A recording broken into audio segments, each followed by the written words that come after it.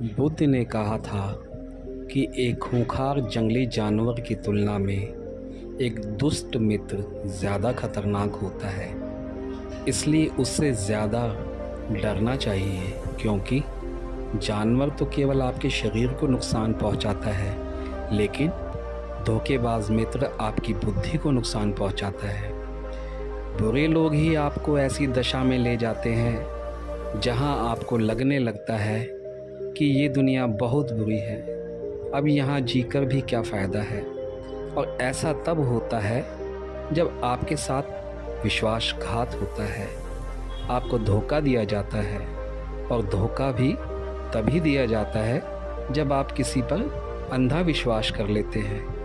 आज की कहानी में हम ऐसे ही लोगों के बारे में चर्चा करेंगे, तो ये जानने के लिए कहानी के अंत तक बने रहें। तो शुरू करते हैं आज की कहानी। एक नगर में एक व्यापारी रहता था।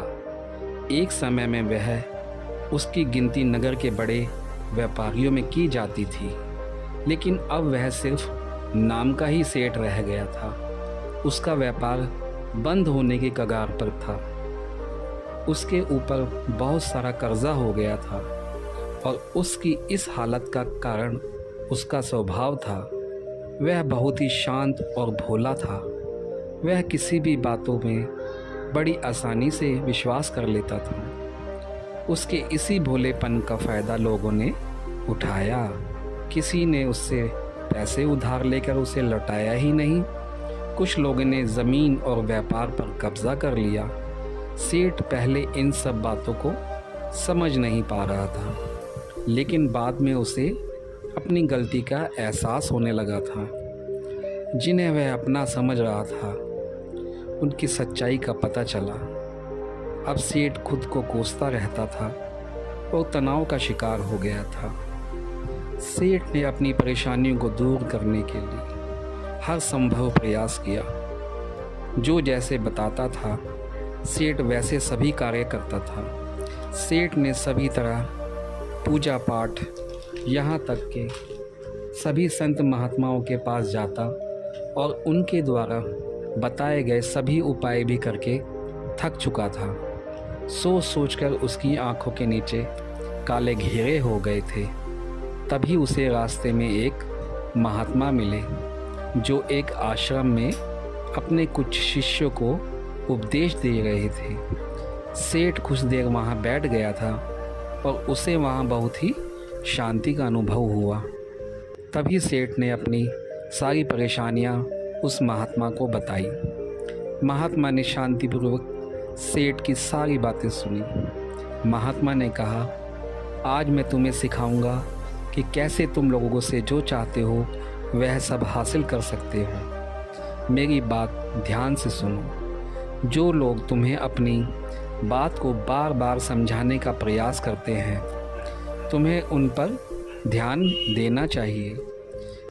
ऐसे लोग शब्दों के जाल में फंसाकर तुम्हारा फ़ायदा उठाते हैं। लोगों को कभी अपनी ज़रूरत और कमज़ोरी के बारे में नहीं बताना चाहिए, क्योंकि ऐसे लोग तुम्हारी ज़रूरत और तुम्हारी भावनाओं का फ़ायदा उठाते हैं। अपनी बात को जारी रखते हुए महात्मा ने सेठ को बताया कि व्यक्ति को अपने जीवन क्या बात नैतिक है और क्या अनैतिक है, इसका फैसला स्वयं करना होता है। किसी भी बात पर विश्वास करने से पहले उस काम या बात की सत्यता की जांच अवश्य करनी चाहिए कि यह बात कितनी सत्य है, कितनी प्रामाणिक है। अगर तुम सत्यता की जांच नहीं करोगे तो तुम्हें धोखा मिलने की संभावना बनी रहेगी। तुम बहुत अधिक भोले हो। जीवन में इतना भोलापन दूसरे लोग उसका फ़ायदा ही उठाते हैं। तुम्हें वास्तविकता, भावनात्मक चीज़ों का संतुलन बनाना चाहिए। महात्मा आगे कहते हैं कि किसी भी व्यापार को आरंभ करने से पहले, उस व्यापार में अपनी पूंजी लगाने से पहले उस व्यापार के बारे में संपूर्ण जानकारी होना चाहिए। उस व्यापार के बारे में सभी बातों को अच्छी तरह से सीखना चाहिए और उसमें अनुभव प्राप्त होना चाहिए। सब कुछ सीखने के बाद ही तुम्हें वह व्यापार शुरू करना चाहिए। ऐसे ही किसी की सलाह देने मात्र से ही उस व्यापार में अपनी पूंजी नहीं लगानी चाहिए। आगे महात्मा बताते हैं कि तुम्हें किसी से भी कोई वस्तु या पैसे लेने से पहले यह सुनिश्चित करना होगा कि क्या तुम्हें सच में उस वस्तु की आवश्यकता है भी या नहीं, क्योंकि भविष्य में अपनी उस चीज़ के बदले वह व्यक्ति अपना एहसान दिखाकर तुमसे कुछ भी ले सकता है।